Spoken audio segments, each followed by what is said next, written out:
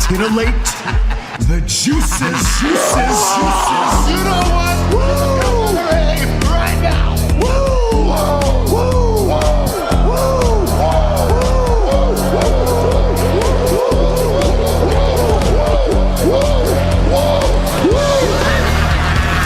Dr. Hughes invites followers. Oh, let's see if they increase now. Me too. Yeah, wow. Dr. Hughes. Monkey's Monk. He's a great podcaster. Tricky's Monk. Acknowledge me. We coming for you, nigga. Fat! Yeah, Dr. Hughes, here we go. Keep plugging yourself, that's cool. First up, a man whose looks will serve your inner needs and desires. Dr. Hughes. Oh, yeah. Back once again. Took the night off last night. I know it's a Monday night, one of the hottest nights in all of professional wrestling, but I'm not getting burnt out anymore. I'm never going to do that again. So if I just don't want to come on, I'm not coming on. That's how this works now. Right? Shout out to you, Danny. You all know Danny Damage by now. And good evening. Oh, I'll be careful with waving. How do you wave without being accused of doing gestures and stuff? Don't worry, we're going to debate this. I'll just do a little wave here. Hello. Mm-hmm. I already know what your take is on this, but we're going to debate this in just a little bit. Was that a wave? Was he sending his heart out? Oh, we'll figure it all out for everybody. Everybody will know it. We'll squash it after this. It will all be squashed. Get liking and subscribing and sharing. Everybody out here in the Huge-verse. We're running wild. We're going crazy. We're taking over the entire podcast game, the fucking streaming game, the dog barking game, all of it. Because that's what's happening now. Everybody, all the dogs are barking. All my neighbors are getting crazy. Because they know it's time. 7 p.m. East Coast time. We're talking wrestling. We're talking whatever I want to talk about. Sometimes people come into the show, Danny, and they go, hey, I thought this was a wrestling show. And I go, shut up, get out of here, then, if you don't like it. I'm busy doing whatever I want to do. Because I don't know if you've noticed the name of this show. It's named after me. It's not named after Sasha Reigns, as much as I love Sasha Reigns, right? She missed us last night. She needs her fix of DrHUGEshow. I don't blame you. We're back tonight, though, and we're firing on all cylinders. We got this Trump business to talk about, of course. He just got inaugurated. Some people way too happy. Some people way too sad. And, I'm always falling in the middle of all this stuff. I don't, you know me, I don't really care for anybody except for Seth Rollins. He's pretty good, right? But Seth Rollins isn't in politics. This Elon Musk, though, is. And I don't know if you've noticed or here's some stills, him playing basketball. Have you seen this one? Oh, he's going to block the IRS. That's good. Maybe it was a block. Here's him totally whiffing. Nice try. Nice closeout on Ray Allen there. But then, of course, Ray Allen gets LeBron another fake championship with an asterisk on it because saved by another man, just like every time he wins a championship. More on that later. But I even have video, folks. Video evidence. Okay? You tell me. What am I seeing here? I'm sort of a history buff. I kind of know some things, right? Philly Sports Pride. Maybe you know.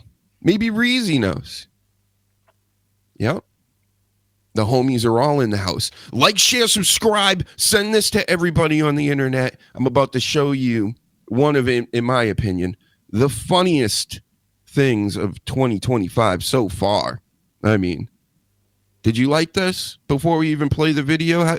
What did you think about this performance here by Elon? The whole thing. Because I'm sure you watched it in context, like everybody should. Yeah, he does well for how socially awkward he is, because he is very socially awkward. And yeah, you can just see it in his body language, everything he does, and he just gets himself into trouble. Or it's very easy for people to shine a light on him and say he's doing things that he isn't. And it's funny how one side of the political aisle like to say the champion, looking out for people's individuality and like the little quirks they have. But then when it's someone they disagree with who has these personality quirks, it's just like, oh yeah, let's just take the piss and just say he's like Nazi saluting when he's not. Oh, he's not. I don't know. Maybe he isn't. Listen, I'm keeping the door open. You know me. I don't trust anybody. I grew up with Stone Cold Steve Austin as the father figure in my house, you see? And he always said through the TV, Dr. Huge, don't trust anybody. And I don't. I was big into X-Files as well. X-Files had Trust No One and Stone Cold's DTA, so double the effect on me. But yeah, no, I don't think that's what he was doing. I don't think that was his intention. If not, right, to me, all right, I'll give you my take on it. I get that. What you're saying is the general take by everybody at this point. You know, what seems to be the most reasonable, because, you know, it's the most reasonable take on the surface, right? But I'm telling you, I think the whole world is a stage. I think there's very little that is unplanned, unless, here, I'm just going to go forward in this video just a smidge. I looked at this nose. That nose looks awfully red. Maybe it's cold. Maybe he's got a cold, right? Maybe he's blowing his nose. But all the super rich people I've ever known, you know what some of them like to do? A vast majority of them like to do? They like to sniff things. You understand what I'm saying? Yeah. And that could be part of it, because he came out looking, you know, he was fucking looking crazy when he first came out. And I get it. Yeah, he's awkward and, you know, eccentric and all this. But do you really think the richest man in the world isn't calculated? I mean, that's a direct question to you, not even the audience. I'm asking you, Danny. Is he not calculated as the richest person ever? Yeah, but I don't think I get what you're saying, and if he was the only one behaving like this, it'd be cause for like concern, and we'd definitely have to be like prodding him a lot harder. But when we're playing like lesser of several evils, and you look at the other tech giants, it's like, meh. It's better that he's the one doing all this, and even if he doesn't intend on doing so, he's balancing things out a little bit. And if that's his business, and he's seen a market for that, he's seen a hole in the market for some balance, then that's what he's doing. He's been pretty straight up about it for the most part. But there are people still getting banned on Twitter, and yeah. Mm-hmm. So it's not perfect. I'm not saying it is perfect. But look at all the big companies that have come back to Twitter now after they left when he first bought it, and they're all saying, "Oh, it's going to be dead in however long. He's going to ruin that company." And now, like Disney and other big wigs like that have come crawling back, and they want to advertise on his platform. When Biden announced that he was stepping down and letting Kamala take over, he did it on Twitter. That was who broke the news. So some people have faith in it. It's true. Listen, I wish I could be like a believer that he wasn't into like some dark occultic shit. And, you know, all that. Like, I feel like I've gone too far, right? You know, they always warn everybody, don't stop looking into stuff. You're going to go too far. I've been far for a long, long time. So don't look for any answers here. It gets more confusing the more you know. But I really believe, I can't believe that everything can be this perfect as far as like entertainment wise. Like, this just feels like I said, the world's a stage. This just feels like it's a message. It feels like a message to me because it's too on the nose the day of the, you know, all of this happening. Like, it is just unbelievable. And if it is a goof, like if he just goofed up, like, whoops, I have all this money, I have all this power and all this control, and I just happen to do it. I mean, when you put these, like, I've seen all the pictures, right? And all the, I wouldn't call it backlash, like the retort to this, which is, of course he's not. Look at all these people with all the pictures with their hands in the air. These are politicians on a stage, generally above the audience. They're gonna, you know, they're waving at people in arenas and, you know, all over the place. So of course the stills are gonna look like that. But you're generally not gonna get a slap on the chest and then one of those. That's what that is, right? So did I not see him do that, or are my eyes lying to me? Basically, was that not? If you asked somebody to do that type of salute, is that not it? And then he did it twice. Then he turned around and did it again. So, like I said, if he was goofing around and he's not playing some 4D level chess games and fucking with people and things, that's insane to me. That's kind of like, I feel like almost that's almost the more naive take. Do you understand what I'm saying? Yeah, no, I do get that, but it's just there's photographs of loads of other politicians and actors or whoever was like also Photographs, the air like not that. Yeah. videos of the slapping. Like I said, video and photographs are totally different. So But you can that's throw how all they- the photographs out because I'm sure I've got a stills out there with my arms straight like that at a basketball game or a football game or something. Anybody, but to do the slap and let's look at it. Let's roll the tape.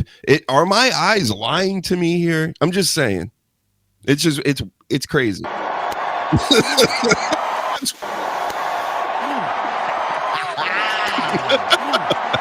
Let's just let him go. We'll let him go for a second because I mean I'm just I woke up in the middle of the night last night and I rolled over and I'm looking at my phone, which you're not supposed to do, especially kids. Do not roll over and try to look at your phone in the middle of the night. It's just gonna mess with you. And I start looking at this again and I'm like, what's the word? I was delirious. And I just started laughing because I'm watching this over and over. And I'm like, I can't believe this is 2025 so far. Like, it's just so insane. Everything down to even the littles. Like, this should be a little silly nothing, right? And it is at the end of the day. And it will be forgotten tomorrow. But for this week, for today, I thought that was the funniest shit to me last night, man. It was great. It's so awkward. It's just, yeah, these people that are just criticizing him for it. It's like, have you not seen any of his bloody interviews before that aren't just like, here's 20 seconds of a statement? He definitely has an out, Yeah, he's not a great speaker, to be fair. When he's clipped, it's fine because he can get his point across. But with the long form conversations, there's a lot of stalling, a lot of delays. The sleaze in the house. Reezy in the house. Reezy. Of course, we seen Sasha Reigns in the house getting shouted out by none other than the sleaze. Look, that means you're super uber famous, Sasha Reigns. If you're on the sleaze's radar, he doesn't even know who Drake is. I bet. You know, he gets that joke. I'm sure he's laughing like Seth Rollins at home, or at work, or in a whorehouse. Most likely, that's where I'm going to say he is right now. He's at a whorehouse. He says. Who's Drake? Didn't you hear? He's the greatest rapper in the world. A kid that used to be on Nickelodeon is now the great. Here's the topic for you. Before we got a whole lot of wrestling stuff to cover. And, it will be there. It will always be there. But these conversations, these are the best. And I want to know why, like I was thinking about early today, the younger generation, right? The stuff, the culture that they're into, whether it be the cartoons or the music, the whole thing, the arts, all that stuff. It's like, not only is it dumbed down, but it's like our generation, the old days, 80s, 90s, early 2000s, whole 2000s, really, would goof on you for all this stuff that's going on right now. But it's almost like it's below nerd. I don't know how to put it. It's just not. It's a lot of cool things that you couldn't get away with back in the day, like being the top rapper in the world, like Drake is, yet being the kid in the wheelchair, I think, on Nickelodeon back in the that would never happen. I don't know if you have a take on this, but you must have these symptoms. I know you got pop stars and things over in the UK too. Like what? I agree. It does feel like it's getting stupider. Stuff's just getting dumber and dumber. But our previous generations felt the same way about us, and everything that exists up until like our age of 30, that's how like the world, in our eyes, the world is set and it should be. And then anything that comes after that, it's like, oh, that's a bit new. I can't remember the exact phrase, but it's from the Hitchhiker's Guide to the Galaxy, in the book, that has a really good sort of like statement about how you sort of like get set in your ways by the age of 30. I do agree things are getting a bit daft and a bit short-sighted, especially with like shorts, TikTok, and everything's got to be like 30 seconds. That's the worst. People's attention span, but there is still a market for long form stuff. Look at Joe Rogan, 3 hours long on average for each of his podcasts, and is one of the most popular. So it's not like everyone's just looking for a quick 30-second clip. Mm-hmm. Mm-hmm. Here, I'm going to try to win some more fans with this next hot take. Didn't Joe Rogan get surpassed by a lady podcast? Oh, I don't know. I think I saw that somebody. I know he did get surpassed, at least for a little bit, with another podcast. And I'm telling you, if it's a lady host, I don't know how you're doing it. You must have the sweetest voice ever, because any lady podcast I've ever seen on YouTube, we got to keep it 100% over here. They fucking stink.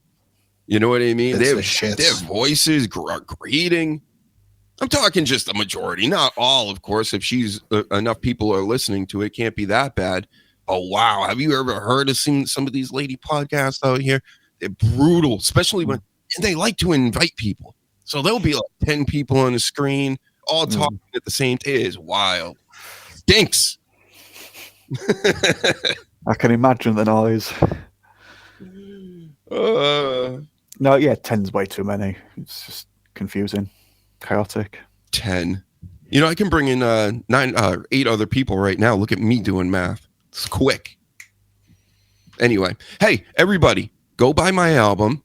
Let me do some plugs real quick before the real wrestling hot takes come in, because I know you're going to wait patiently through this to then do that. But in the meantime, definitely go pick this up all over the world. What else? Oh, there's Elon Musk blocking, or trying to block Ray Allen. It was a good closeout by Elon there, in a suit and those slippery shoes he's wearing on the court, his business loafers. And what else do I need to show? That's it. That's all I'm going to show. But read the scroll underneath, do all of what it says, follow me everywhere, subscribe everywhere, show this to people, because we need the viewers, baby. That's what we're here for. I can't feed my kids unless I get likes, viewers, and subscribers. That's what I was told by my group of lawyers. So don't let my kids starve. We need likes, especially likes. That's all they ever want to eat. Okay. Yeah, he's got kids. Help him out. Yeah, thank you.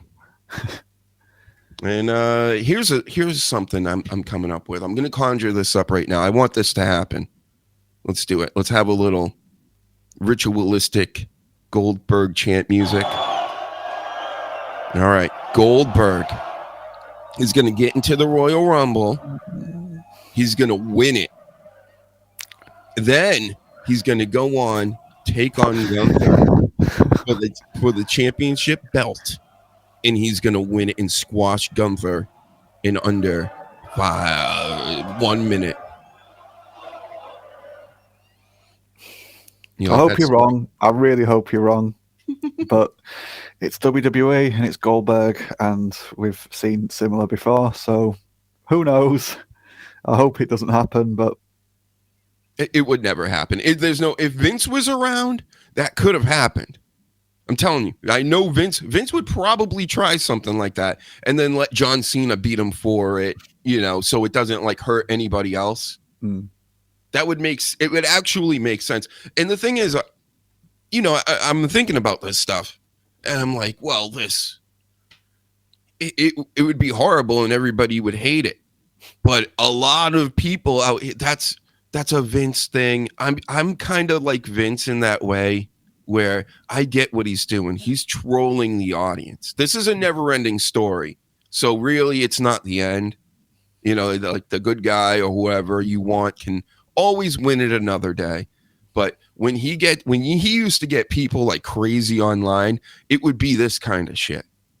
And I just know if Bill Goldberg ever won the Royal Rumble, people would lose their mind, and then they'd just be like WWE, WWE. Everybody would be out here talking about that because bad publicity is good publicity too. And then leading up, and then imagine he squashes your favorite, or everybody, you know, Gunther's pretty much the best in the business at this point, whether you believe it or not or anything. As far as just like, he's the type of wrestler you could bring back 20 years, 40 years, 60 years, it really wouldn't matter. Like, he'd be still one of the top guys. So that would be wild, is all I'm saying. I think that would drum up a lot of unnecessary outrage and, you know, business. Yeah. If they want to bring Goldberg back and let Gunther look good, I'm all for that, as long as Goldberg doesn't start dropping people on the heads. Yeah. But for him to just come back and just make Gunther look crap, no, not into that. Only Kevin Owens. That's only going to happen to you, KO. I didn't even like it when they did it with KO. I felt really bad for Owens and Jericho, and that's me sympathizing with Jericho because they had a really good story that year. Their friendship and like the explosion of it was just really good, and then Goldberg just turns up last minute, or what seemed to be last minute, changes everything. Their story doesn't get the big payoff. It ends up being for the US title, I think it was, instead. And then Jericho left for quote-unquote greener pastures, which I encouraged and supported at the time, because it's like, yeah, man, they fucked you over. I don't blame you. Go somewhere else.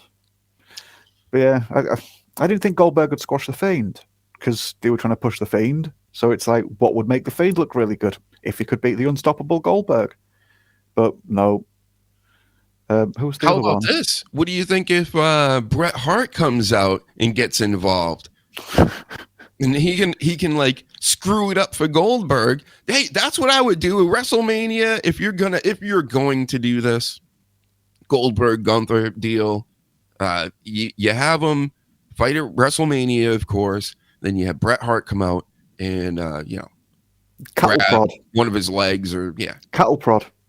That's cattle prod. There you go. Yeah, the circle of life. Get the cattle prod going. Yep.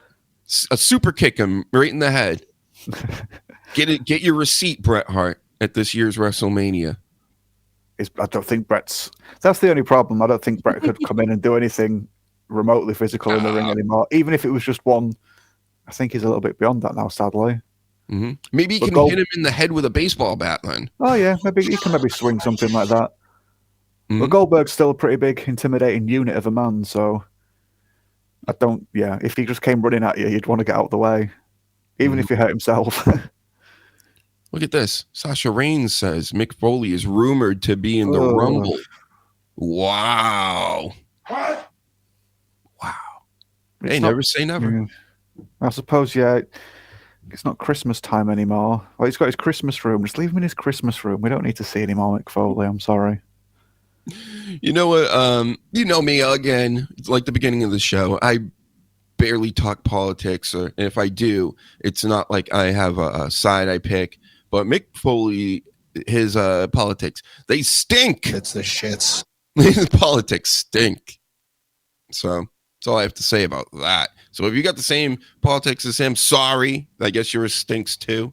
But so doesn't a bunch of other people on all sides. That's my hot take on all this. But when I think of Mick Foley these days, and it's too bad, just because over the years, you know, all this, everything we've been dealing with the past 5 years over here, it's been pretty much mask off if you pay attention. And I know I've been paying attention longer, and maybe I'm seeing more things or phantoms, right?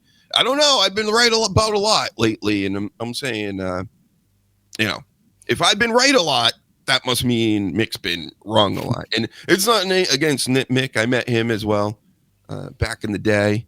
You know, great friend of the show, of course. But just like Jim Cornette and all like some of these guys, Stuttering John out here, like they're just kind of wacky. You can tell they're not like really paying attention to what's happening out in the world. Yeah, so. Very isolated. Yeah, people make a lot of comments about Glenn Jacobs / Kane about taking headshots, and it's like, oh, look at you, no wonder you're making stupid decisions like this. Look at all the headshots you've taken, and then it's like, ladies and gentlemen, Mick Foley, he's taken like 70,000 more headshots than I think anybody in his career, and so it's not always the case. You can't just sort of like say, oh yeah, ex-wrestler, mush brain. That's it. They're going to talk shit because, like you say, it's people from every part of the political aisle. Which brings me to the CM Punk. Did you see a lot of these promos? I haven't been seeing. I know I didn't pay attention too much last night, so maybe they did play him. But there was a Karrion Kross promo, CM Punk, basically the old school live promo in the arena with the people. I saw the Punk one, yeah.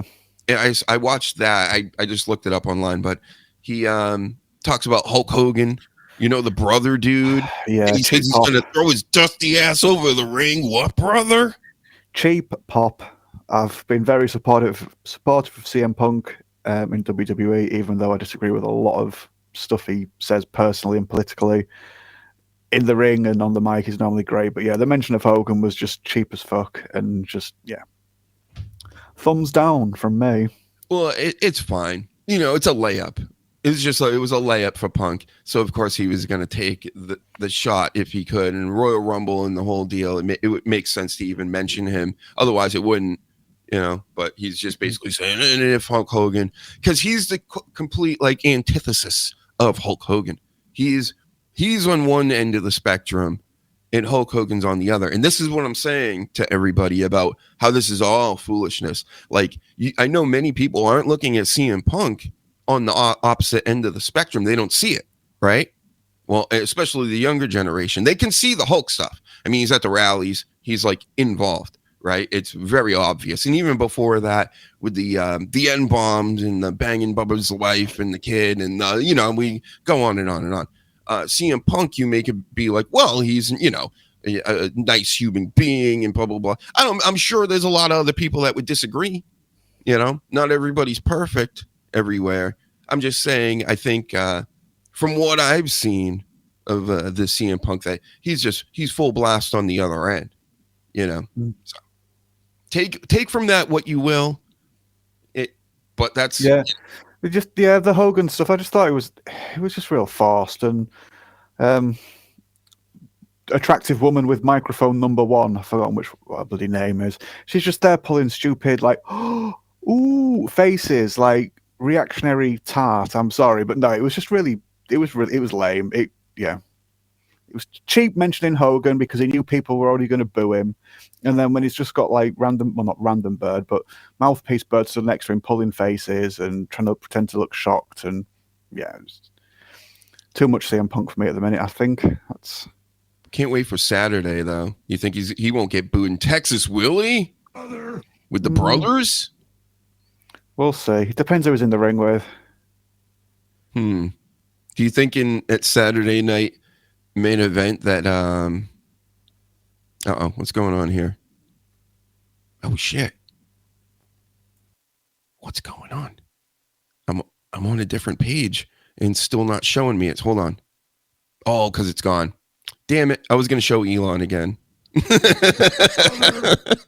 It's going to be a stadium. I'll paint the picture for everybody. The whole arena is going to do exactly what Elon Musk did in at the inauguration, whatever that was the other day, when Hulk Hogan comes out, because he's HH, brother. Get it, dude? You see what I'm saying? See how I do this? Oh, yeah. Very good. Yeah, I don't know if he's going to get booed or not. They'll probably be gentler with him in Texas, but yeah, there's still going to be some people that want to give him grief, especially now CM Punk's just rattled the cage and mentioned it again. So, damn you, CM Punk! I see what you're doing out here. You're gonna. He says he's gonna end Hulkamania forever. He's gonna kill it. Wow.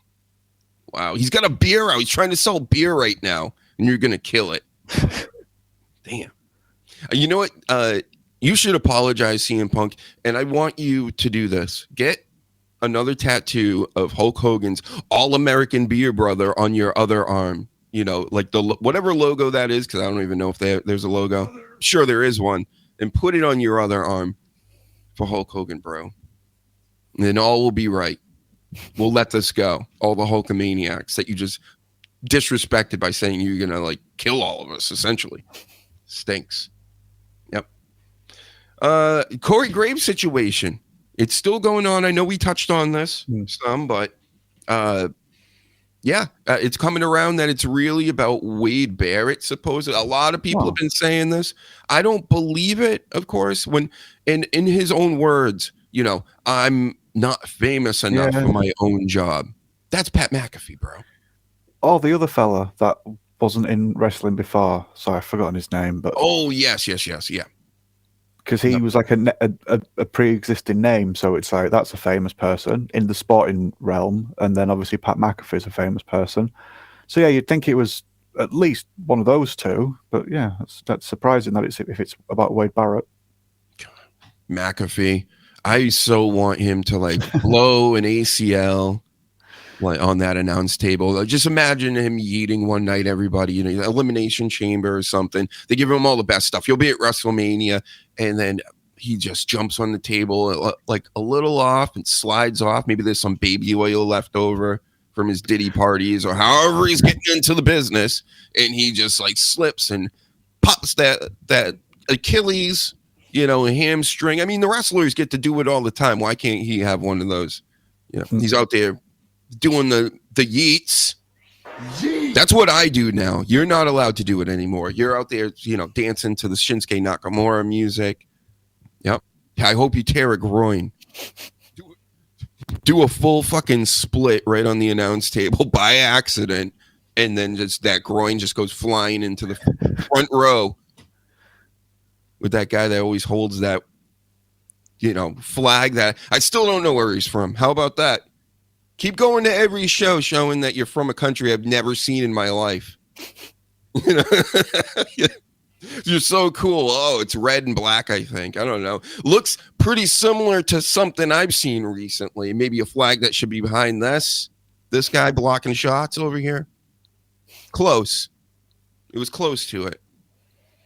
You know who I'm talking about. I know Worked Moto knows. That guy's always in the front row everywhere. You know who I'm talking about, right, Danny? I've seen someone with a flag, but I can't. It's not popping into my mind what the flag is now. Yeah, maybe he retired. I haven't really seen him around lately, but he's always pulling out the little red flag. He's like a super fan of the WWE or something, you know. I try and filter them out, to be honest. When you see the same people there all the time, and it's honestly not envy, but it's just like, what do you do that you can just travel around and be stood on the front row like for this amount of time non-stop? Yeah, give someone else a go. Yeah, if I was Tony Khan, I wouldn't be having a wrestling promotion. I'd be doing that. Yeah. And that's probably what he should be doing too. How about you just take a little AEW flag and just go sit front row at every single WWE event all around the world? You know, that would be better promotion for it and better business decision. Probably save more money doing that. A lot more money. Yep.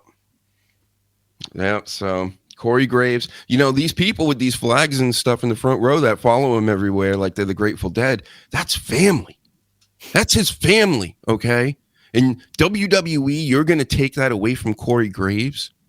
Well, maybe not. Because news is breaking news, Sasha Reigns. I beat you to it. This is breaking news. Breaking news. Corey Graves is going to be at NXT tonight. Possibly, maybe, my sources say. How about that, folks? See? Not in the Royal Rumble? He should be in it. They should just make it all look like a work, even if it wasn't. And have him in the Royal Rumble, have him fight, like I said, McAfee. Can Wade Barrett just not go anymore? Is there something like wrong with him? He was injured the last time. He did retire early because of an injury. But I don't know if it's something that's just like persisting now, or if it was just he started and stopped quite a few times, didn't he? Like they give him the IC belt a couple of times, and then like he got injured very quickly. And I think he just went, you know what? I'm healthy again now. I'm not going to get back in the ring. I'm just going to quit while I'm ahead and not need surgery. Yeah, it's probably Which is a shame because I really liked him. I thought he was good. He was good in the ring and he was great on the mic. I wonder if he got dumped on his neck like this guy. But don't worry, he's totally fine. He got pile driven right on his head, and then he just got up and he took a week off and he starts rubbing his neck for another week on TV, and now he's back to it. You'll see you at the Saturday Night Main Event or something, I'm sure, or pay-per-view coming soon, because he is the he's a, like the Bionic Man or something, this guy. Yep. Let's look at a picture of Corey Graves. Yeah. Look at the old days, Corey. Remember that? Now you're in Orlando, Florida, probably for life. Listening to Booker T scream over you and shit. Have fun with that.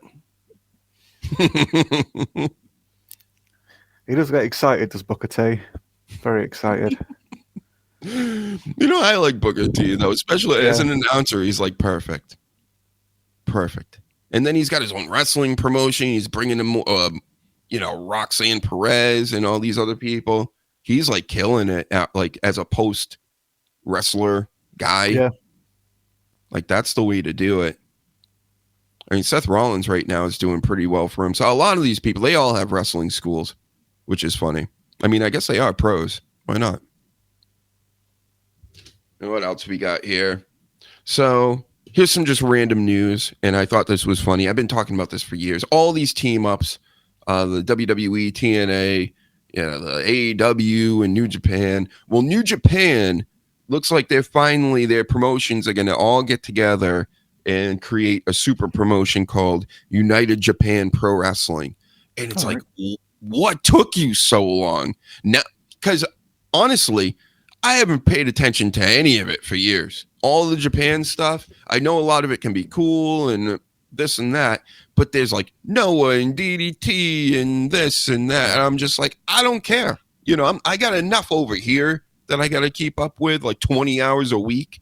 You think I'm going to care about all these individual promotions in Japan? Like, get out of here. So maybe now that they're all, New Japan's the biggest, and they're just going to say, yep, you're all under the New Japan umbrella. That's what I would do, and hopefully that's what they're doing. But the name doesn't have New Japan in it at all. It's just United Japan. I mean, finally. What do you think about this? No, if they need it, yeah. I'm not massively into the Japanese scene myself. We used to watch Wrestle Kingdom like yearly, but it's been a few years since we sort of like upheld that tradition. So yeah, if they need that to compete, or if the business is starting to struggle, or they find they do have benefits from that, I don't see why they shouldn't do that. They just don't want to end up in the same sort of like situation as Tony Khan, though, where you've just got too many people on the roster, and if you combine in several companies, there is that risk. But I don't know what each of their companies look like roster-wise, so they could be smart with it and it'll work out. I think, is this like a reaction to what Tony's done by buying all of their talent then? Has he really left their talent pool empty? Possibly. I mean, I think this is bad news for AEW, even though they work with New Japan. This is the TNA stuff in WWE is definitely bad news. I don't like any of this for what's going on here, Tony. I would definitely, you don't have to give up. Obviously we know you got all the money in the world, but cut this thing more than in half. Scale down to like 20, become TNA, and then just do you and try to build from there. We've said this ad nauseum recently, but it's just so obvious. The writing's on the wall, with everybody else doing these team ups. I'm not hearing AEW's name in a lot of these. No, and they have done some collaborations already. But I think people are losing faith. These are like full-blown partnerships. Have they done partnerships with people? AEW? Yes. Yeah, they did some TNA stuff. a little bit ago. Yeah, I know they've had people in here and there, but even the WWE did. But just recently, they're like, yeah, we're like partners now in business.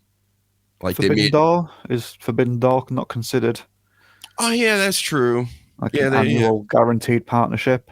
But even then, it's just Tony's used that as his sort of like employment backdoor, where it's just like, yeah, we'll get everyone into the company temporarily, and then I'll just start offering them contracts with money they can't refuse. Well, not everybody, obviously, but the big stars, the ones that Japan would miss, and AW should have capitalized and benefited from. But yeah, he uses Vince's old techniques to get them into the company, but then once he's got them, he doesn't have a bloody clue. Yeah. Well, TNA's killing it right now. They got this Joe Hendry. He's the new champ. You got what's her name? Oh my God, Tessa Blanchard. That they've all been booing lately. She's another Hulk Hogan brother out here. You know, they were chanting, "You are racist," or "She's a racist" during that championship match where she beat Grace. Yeah. Well, you don't like that? You no. You wouldn't. Well, I don't know. I just think I don't know if we got the full context. It's just one of those things. Did we get the full story, or was it just like with the Elon thing where they sent out a photograph of the still image of his arm, and then when you see the context, was she singing along with the song? Was she saying, "I heard someone else said this"? I don't know, to be honest. I'm not saying I understand the situation. So, but it's just the first match in, and then they're just shouting that. And wrestling fans do have a tendency to hijack events sometimes, and I'm concerned that might be what they did there, but it might not. I might be completely wrong, and she might just be absolute trash, and it might be deserved. I'm not sure.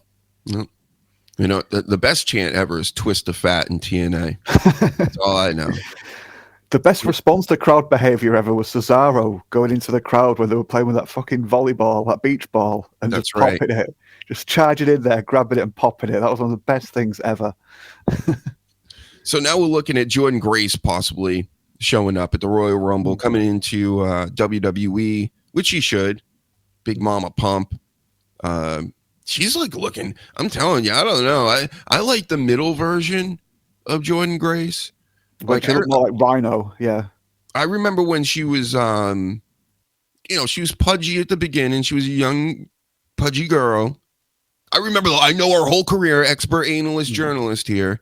And then she got in really good shape and was super hot. And now she's gotten like too good of shape. And now it's not so hot. You understand what I'm saying, Danny? I've not seen, I know what you say, but I've not seen the recent version. I saw when she popped into WWE a little bit ago, and I'd seen her originally in TNA when she was built like a female version of Rhino. She was. You've only seen the new version, then the at least the new WWE stuff. Yeah, maybe you missed the Super Heart version. I don't know. This is just my take. Of course, this is all subjective, objective, whatever it is. I always get them confused. It's subjective. Let's just say that. We'll pick that 50-50, right? And maybe I'm right. But yeah, I mean, she's so ripped, it's like crazy. She looks like a badass wrestler though, and hopefully they give her a good spot in the. I see her as IC champ, literally within 4 months if she's coming in.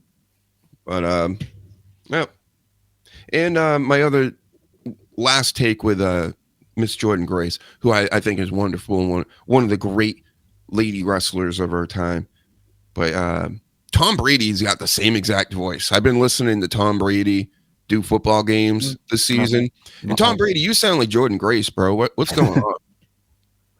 You know, it's not Jordynne Grace's fault. I think she's supposed to sound like that. I don't think you're supposed to sound like that. So maybe take some more testosterone or something. Yep. Get them shots, maybe got that low TB12. So, yep. Tessa booed and chanted at PCO, the Frankenstein out here. You know who that is, right? No. PCO, older gentleman, been in the wrestling game for many years. He was in TNA, literally a Frankenstein, like plays a Frankenstein kind of gimmick. And he is now been asked to take less money. That's come out to be a fact now. He was at GCW recently, and he took that TNA digital title that was given to him, and he smashed it into bits. Oh, with yeah, a I sledgehammer. saw a video clip of that, but yeah, I didn't know who the person was. Yeah. Yeah, I did see that clip. He hit it a couple of times. It just bounced off the chair and landed on the ground like intact. And I'm like, those belts are really well made. Yeah. So that happened. You know, that's happening out here. Then he took to Twitter and basically started trashing TNA, saying the new management, you know, they stink. They're the shits, and It's the shits. and he wants Scott D'Amore back, which seems to be what a lot of people want. And from what I've heard, my sources tell me Scott D'Amore really wanted a lot more money from whoever the investors are or whatever, and to like put this thing over the top, maybe sign a CM Punk coming out of AEW, or do something over the top just to get him, get Punk in there for like 4 months, you know, like a quarter or something. And they were just like, nah, you can't have it. And he's just like, fuck it, I'm out of here. So I don't know if it's true or not, but it definitely seems like it could be the case. So, I mean, he works hard for them, and from what I understand, a lot of their success at the time was because of his efforts.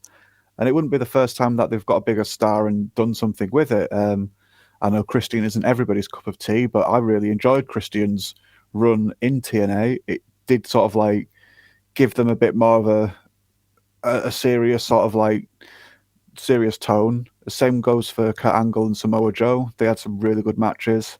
Maybe overdid it by the end of the feud, but they still got quite a lot of attention. So TNA have always just like been a couple of steps away from possibly doing something really great, but then something always just happens and it just falls through. But I'd be really happy if they got it right this time, and they nudged AEW to like the 3rd or 4th in the rankings. yeah, TNA is like the Jason Voorhees of professional wrestling. It's been around so long. I don't know how they're still going, but they just manage. They Dixie Carter and Jeff Jarrett at the beginning running it in like 2000, 2001. God, yeah. How do you stick around that long? I seen him in a hotel room years back in Rhode Island, of all places, smallest state in all of America. Just in a tiny hotel ballroom. Kurt Angle was there wrestling. He had, you know what I noticed about this guy? His shoulders was so friggin' wide that his compared to his waist, it was just like an upside down triangle. It looked crazy to me. I'm like, well, I mean, he's an Olympic wrestler. It's probably the look that you should have: super wide shoulders and slim waist, and then. I don't know. At that point, yeah, he was starting to get the arms and all that. So, still, he's in my top 5 all-time wrestler. Kurt Angle's one of the goats. Yep. Well, then we got how about this for a guy that can show up at TNA, and rumors have it that this is probably happening. John Cena recognized. John Cena, you're all gonna recognize him, and imagine John Cena over there winning a title. If they don't give him the WWE title, he goes and wins a TNA title. Yeah, because I mean, Ric Flair's 16 isn't WWE exclusive, is it? So, and I think it is, isn't it? Maybe not. He didn't win the world title 16 times for WWE, surely. Not back then. Wow, yeah. That'd be a lot of little runs. This is why I always said, before Cena did the whole apology and sort of like, yeah, I'm working for China now, I was all on board giving Cena, like, letting him break Ric Flair's reign. And I wasn't like a massive Cena fan. I was originally when he was amusing and still like a bit edgy, but then when he just got real stale and kiddie friendly, like everybody, we got bored. But like I say, he worked a lot. He worked really hard for the WWE specifically. Ric Flair worked for a lot of promotions, and he padded his pockets with whoever would, whichever territory, whichever promotion would hire him. So yeah, his 16 world title reigns are across multiple companies. John Cena's are all in one company. So already in the WWE realm, they are worth, his 16 is worth more than Ric Flair's 16. Wow. That is a good take. But in the WWE universe, if you're looking if you step back and look at wrestling as a whole, then yeah, you could argue Ric Flair because he has belts from different companies. But if we're Sorry. if we're just talking who deserves to break that reign in WWE as a WWE superstar, I would say probably John Cena. Wow. Or Orton, but they're going to probably do Cena first. Mm-hmm. But I could see them. This is like a nice little compromise for everybody. John Cena breaks the record, but it's with TNA belt. Mm. And then the debates can ensue amongst everybody out here. But yeah, hey, I'm with you. I think John Cena's 16 and 1 because that run is just insane. Mm. He fought Randy Orton like every pay-per-view for 10 years, it felt like. Yeah. And he has all them ships. There was that's what I'm telling you. That period in wrestling was one of the worst. Not all time, but in my life, it was one of the worst. 2000, let's say 2005, 2006, right on to, because it wasn't even the PG era. It was like, it started dying out. After the Ruthless Aggression era, it really started dying out to me. I know probably a lot of people that watch the show or listen to the podcast are like, you're crazy. That's like their childhood, right? So they're just going to like it no matter what. But yeah, the Miz winning championships and the Rated R Superstar and that whole era stunk. It was, for me, it was after Rob Van Dam got stripped of his title, after he got pulled over for weed. And he just had both belts, didn't he? He had the ECW belt and he just won the WWE belt. And he'd had it for maybe 3 weeks. Him and Sabu were in the car, they got pulled over, they had drugs on him, and then that was it. Weed. Yeah. Really? I think Sabu might have had something a little bit stronger, but yeah, it wasn't like, oh my God, look at this, they're supplying the whole bloody Northern American territory or anything like that. And then so they just got rid of Rob Van Dam. They didn't get that run anymore, and that left a stale taste in my mouth. Because Cena was just really plain by that point, and I got to go back and watch most of it, though. I can't really say. I'm sure the JBL stuff and all that, but I was never a big Mysterio guy. Mysterio was huge around that time. Eddie Guerrero, I thought he was a great wrestler and all this, but I was never like, oh my God, Latino heat. This is why I'm buying a pay-per-view. Never with that, any of that. So, like I said, when you come off the Attitude Era in your prime of kid years, basically, and then Cena comes around the beginning with Angle and all this stuff, and Lesnar starting out, it was still on fire, and then it just kind of petered out a little bit. But I am back, all thanks to this guy, right? That was what did it. One of the first angles coming back that I started watching just here and there was CM Punk and Kevin Nash going back and forth about the hair dye, and that was great because you could tell they really didn't like each other. And I'm like, this is what I'm talking about. I remember when it was like this, Yeah, Punk. That's what got me to pay attention to it again after Cena sort of push so many people away. Yeah, Cena did do that for a while. I mean, I get it. They had a big star. They had their own a modern version of Hulk Hogan. Could just do the American flag thing and say bloody prayers and take your vitamins and all that. It's just a modern version of it. So I understand it, but for everybody that wasn't a 10-year-old or younger, it just got really boring really quickly. Oh yeah. And then as soon as Punk started saying shit, and we're like, oh, is that real? What? It just it changed things again. And then The Rock. Did you hear this? The Rock says Rhea Ripley is carrying the WWE. What? I read that headline, and I'm like, I'm not reading this. I'm just gonna go. This sucks.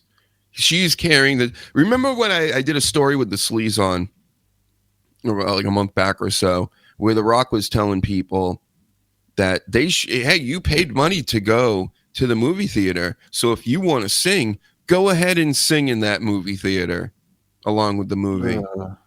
I missed that. No. You can. So this kind of fit that statement and this statement are like almost on the same, level to me. Because Rock is just Jerichoing it.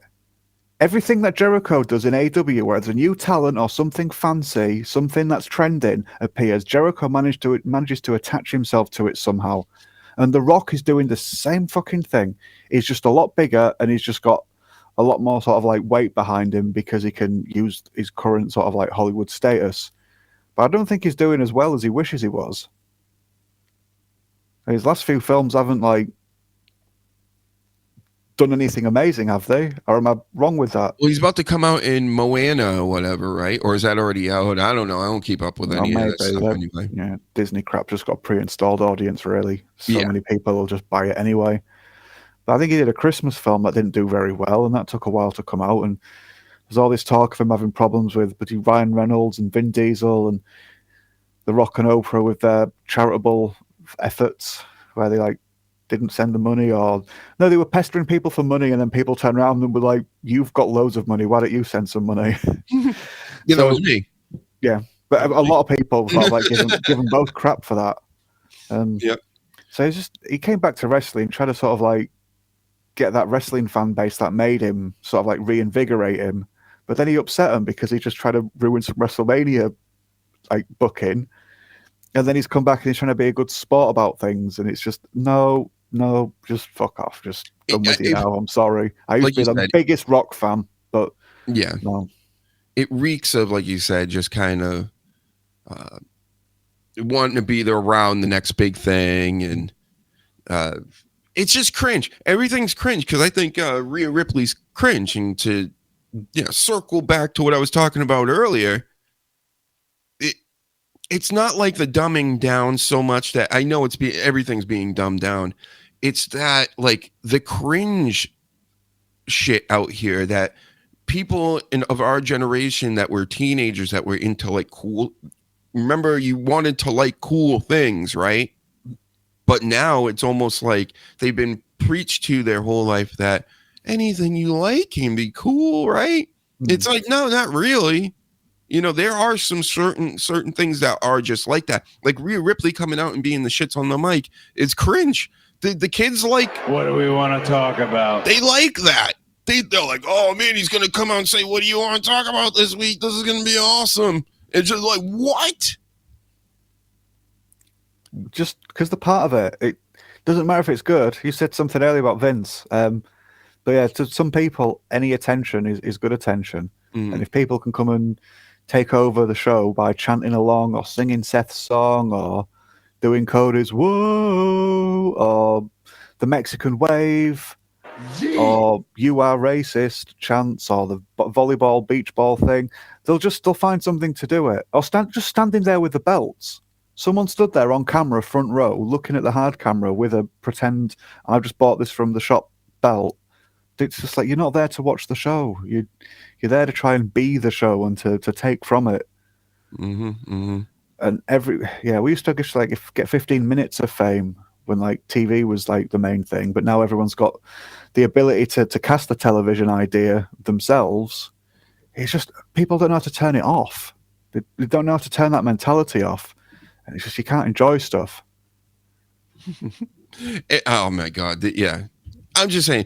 Rhea Ripley, you're great. I know you make a lot of money for them and stuff like that. I'm just saying with The Rock, trying to get involved, saying you're like the hottest thing, the best thing. If TikTok went away, a lot of that heat, a lot of that money would have gone away too. And I'm sure that's a big part of the reason why, it was only gone for 16 hours, if that. It wasn't even a full day, right? Like ridiculous. It was enough to see who was addicted, though, and who was having like withdrawal. That was an interesting little experiment. Just if anyone was paying attention to those that were like, oh, "Where's my TikTok gone?"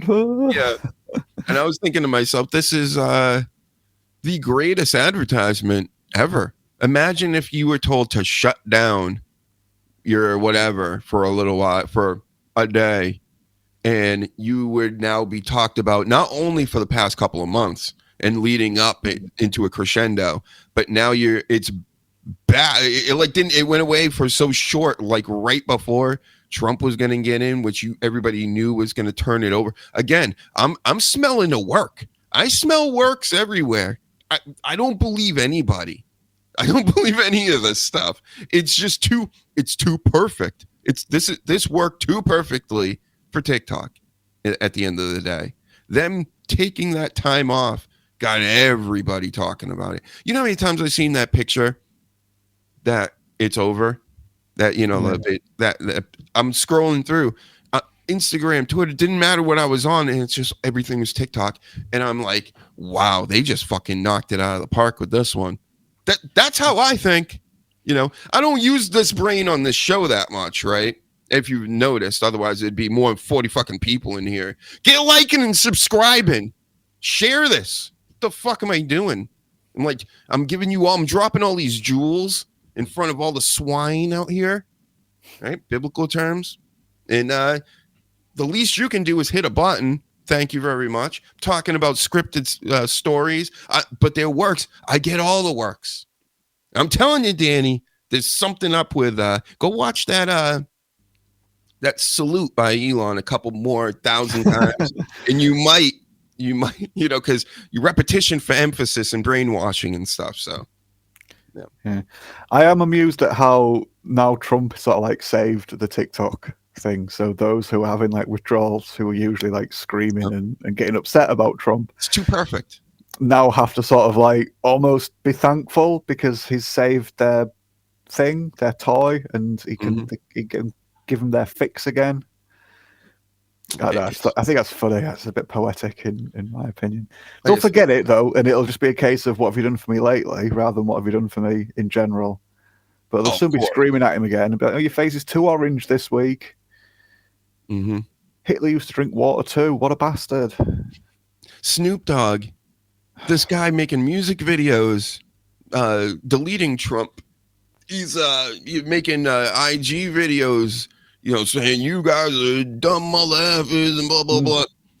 It's just so. I'm telling. This is all so fake, dude. This is what I'm telling everybody. I don't believe any of this. It's a lot of pro wrestling going on out here. These people, they don't stand for nothing. Okay, none of them stand for anything. Even your favorites. Okay, just like when I talk about like the pro wrestling business, they are people too. You know, they're gonna go take a shit and it stinks. Just like everybody else, nobody's gonna be clean, especially in that world. And the people around them are even worse because they're the ones that get the people to do things that are the ones we think are bad. You understand? Like, I don't believe any of this. Television cameras make people do terrible things. It's not just, it's on the other side as well. Did you see that Roseanne Barr song? Oh, yeah. The rap song. That was painful. Yep. That was painful. So we've got, they're embarrassing people on either side of the aisle. That was rough. I mean, the guy that she was quote unquote singing with, he's had some questionable releases as well. I'm telling you, they're all, I mean, it's all compartmentalized, but at the end of the day, the top people they're just, it's warring factions, warring criminal factions. That's all. Pick your pantomime. It's pantomime. It's just like going to the theater. Or the stage over there. It's behind you, and some of them may not like each other, right? But in general, nobody's gonna rat on anybody else. Not at that level. You know what happens at that level when you try to rat? You crazy? That house of cards that will fall. They won't let it fall. They will blow up the planet before they would throw each other under the bus.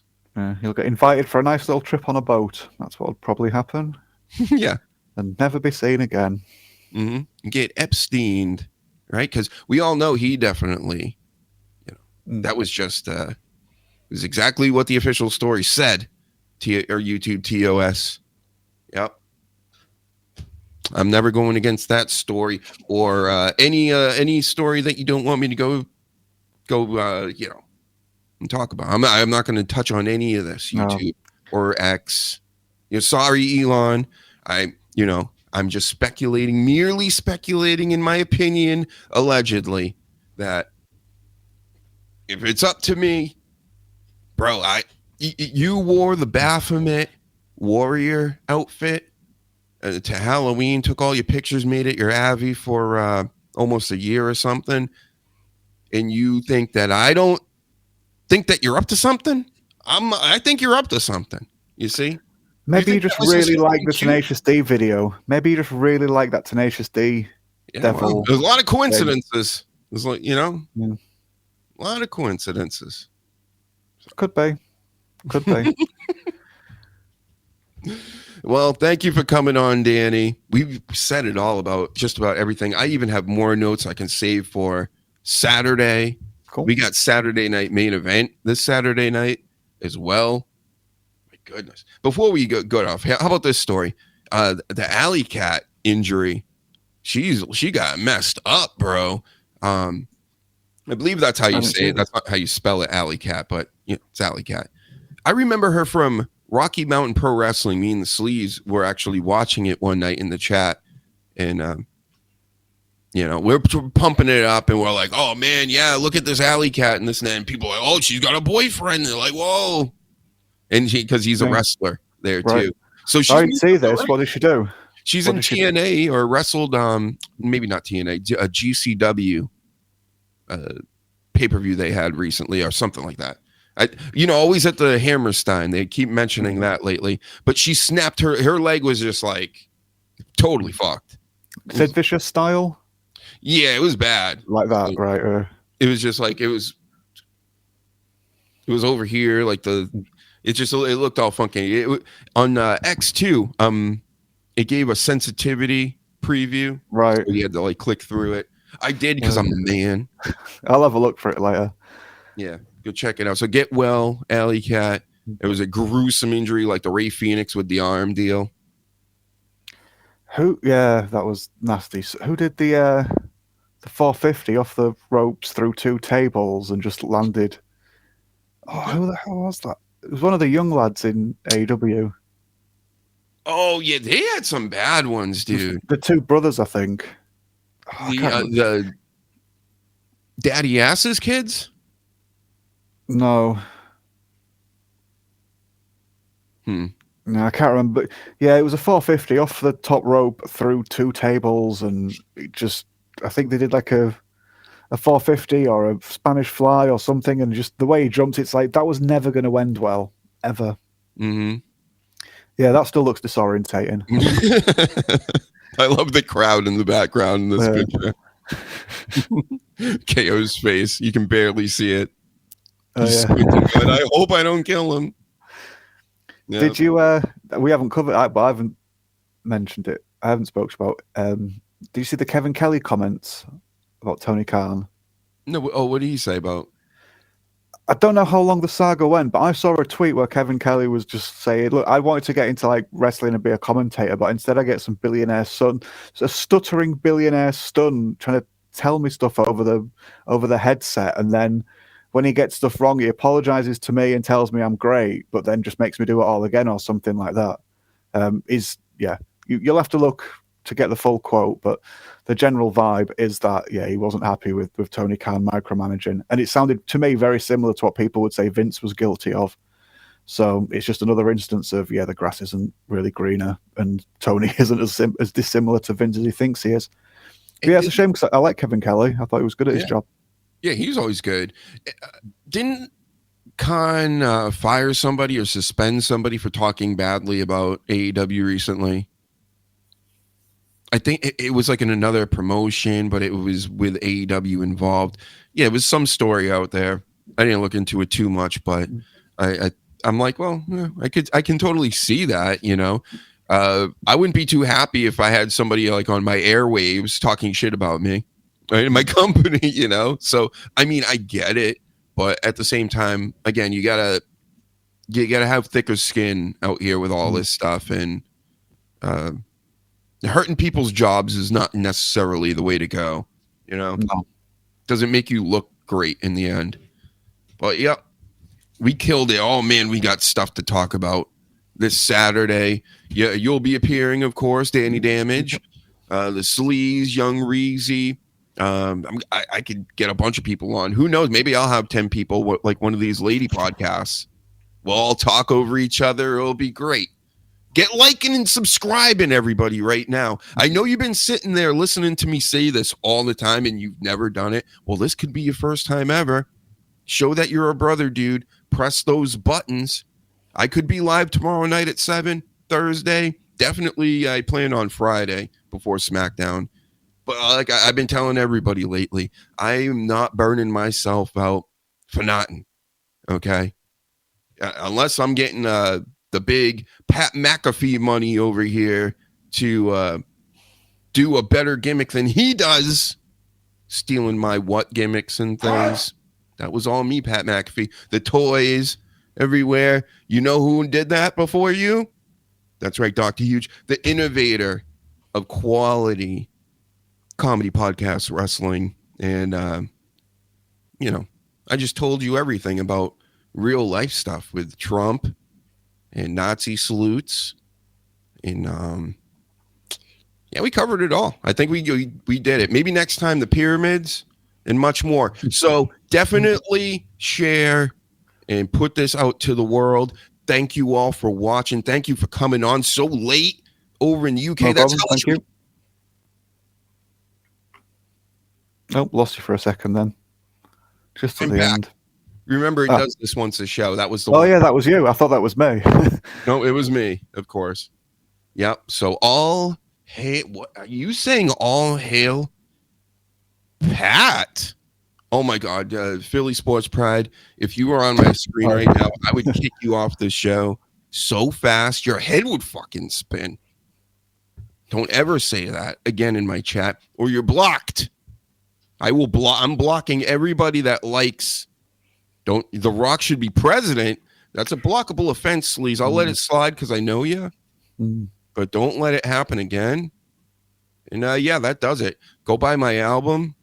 Go follow me all over the planet. I mean, what am I up to? 15 TikTok followers. We're fucking killing it, bro. We're doing it. Come follow us over there, and we're gonna have so much fun. Follow Danny, of course, too. DannyDamage.co.uk. All my links are on there. So Yep. rather than just listing them off now. He does all kinds of stuff. All right. Go check it out.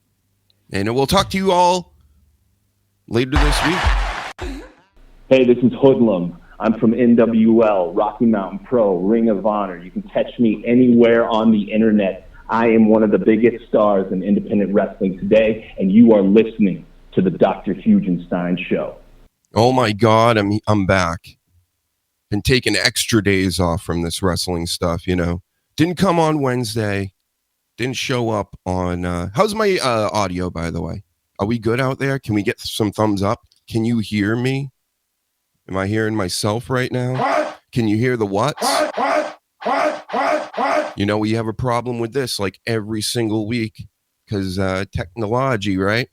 Hello out there. Let me type in. I guess I'll type in the chat even if I have to. Can you hear me? Can you? Hello? I can hear. Thank you, Sasha Reigns. I can always count on you, Sasha Reigns. And you can hear the whats? I know you're a little behind, so hopefully you're hearing all these whats and yeets. Gonna need them tonight. And retweet this, share this everywhere, of course. We're getting ready for SmackDown Live tonight. But before we even talk about SmackDown and the wrestling news and all this stuff, I got announcements to make. So, OG Tribal Chief is back. I used to watch back on the days of Periscope. Shout out to you, OG. That's why you're an OG. You've been down since day one was Ish. Thank you very much. Subscribe to the YouTube, of course, if you're not already there. We need the numbers on YouTube. I'm even setting up a new channel for just simply clips. So short clips. I know the kids they don't like long form necessarily, even though I only go an hour when I go live most nights. Tomorrow, 2 p.m., the Pro Wrestling Expert Panel is happening. The Sleaze, Danny Damage, King Reezy, all your favorites. And who knows who else will show up? There's always a random guest. Well, not always, but sometimes there's a random guest. So be on the lookout for that. Also on YouTube, 2 p.m. East Coast time, the real time, the only time that matters in the universe. So Central time, Mountain time, like you guys are cool. Pacific time's all right. Pacific time's nuts. Imagine watching Monday Night Raw at 8 p.m. What? Yeah, I couldn't even. I wouldn't do it. It's 5 o'clock. 5 o'clock Monday Night Raw stinks. But then again, they get all the boxing matches, right? So we got to stay up until 1 in the morning to see Mike Tyson and Jake Paul, which totally stunk. And we already reviewed all that. Look at some past videos. We analyze everything around here. And 2 p.m. tomorrow, that's hardcore journalism expert kind of stuff. All the week of wrestling. Mainly I'm sticking to today's news and shuffling some papers around like Alex Jones, like a real reporter, real journalist. So what do I got to talk about tonight? What are we going to talk about? What do we want to talk about? Again, first thing first, go pick up my album. It's out there. It's free on Spotify. You just follow me. Get to listen to all my tunes. Greatest thing in the world. I mean, why not? We got Nikita Lyons out here. She has her own song. Shotzi Blackheart and Karrion Kross's girlfriend and another wrestler, they have a song. So I got songs. I got songs too, everybody. Yep. More instrumental-like, but, go check it out. That's a way to support. I'm trying to bring some value to everybody out here. That's one way I can do it. Another way is through the store on Teespring. All kinds of different gear, if you will. So go pick up all that stuff. Another way you can support Dr. Huge store on Teespring. What else do I have here? YouTube channels all over the place. Again, on my third channel, will be started up soon for the clip shows or clip shorts or whatever you want to call them. Check that out. Dr. Hugenstein, the music videos to that album I was just showing. 50 plus music videos made by none other than yours truly and all this. Wow. We're knocking it out of the park here already. I'm so professional tonight. I'm actually doing my plugs. I'm getting everybody ready because we got a great show for you. We're talking about all kinds. Like, let's talk about how about what do we want to talk about? Alexa Bliss. We can talk about Alexa Bliss on SoundCloud and Apple podcasts as well, because I've been editing podcasts and putting those out. Lots of work going on over here, people. So I hope you appreciate it. Again, share this all over if you're on X, YouTube, what have you. I could really use the help on YouTube. Could use those watch hours, baby. Thank you. Okay, so Alexa Bliss having problems with the E, it sounds like. These are the rumors. Don't hold it against me. Nothing, of course, around here is really factual. A lot of speculation, a lot of, what do I think is actually happening? And you know what? Seems legit to me. Alexa Bliss should have been back by now. I mean, Charlotte's really should have been back by now, but I think Charlotte came back before and then hurt her knee before Alexa Bliss left. See what I'm saying? See how I'm so good at explaining things to everybody? But yes, Alexa Bliss is supposedly, allegedly in a boxing ring, YouTube TOS, that she wants her team, not her, never the person out there like Jimmy Butler, who we might touch on later for all you people that like basketball. But this Alexa Bliss, she wants more. She wants enhanced. What's the term? Enhanced perks, like a video game. She wants better perks from the WWE. More backpack storage or something like that. I'm sure. And WWE's like, we don't need to do that. And it seems pretty ballsy to me. that a Alexa Bliss, who great and all, one of my favorites, right? The goddess and all this. She has been out for quite some time. And you know my hot takes when it comes to leaving pro wrestling. You're leaving the TV screens of people like Dr. Huge all over the world. And that means we're going to forget about you in the matter of a week because they're always promoting something else, right? So just saying, she's not really RIP'd. Not yet, Undertaker. He's still her grunt. So they don't need to like rush you back. They have 1 million people that are wrestling there already, and probably most of them for peanuts. So you think they're going to go out of their way to pay you more and let you, do this and that? I don't even know what the enhanced perks could mean. It sounds pretty fancy, but maybe it isn't. I don't know. But Alexa Bliss, get back soon. Cut your deals. Get your bag, as the kids say, and come back home, right? I hate when they say all that. Wrestling promotion is home. This is my home. CM Punk and Seth Rollins angle kind of reminds me of all that. You hearing me shuffle these papers? I'm getting it already. We're cooking tonight. All right, here we go. I mean, that story wasn't that great. I tried to make something of it. Alexa Bliss, even if she does come back, I can speculate some more here and say that if she does come back, she will have some doings with the Wyatt Six to at least stay with them or separate.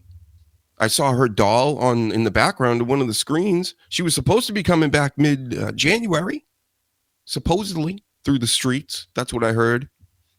So enough with you, Alexa Bliss. Yep.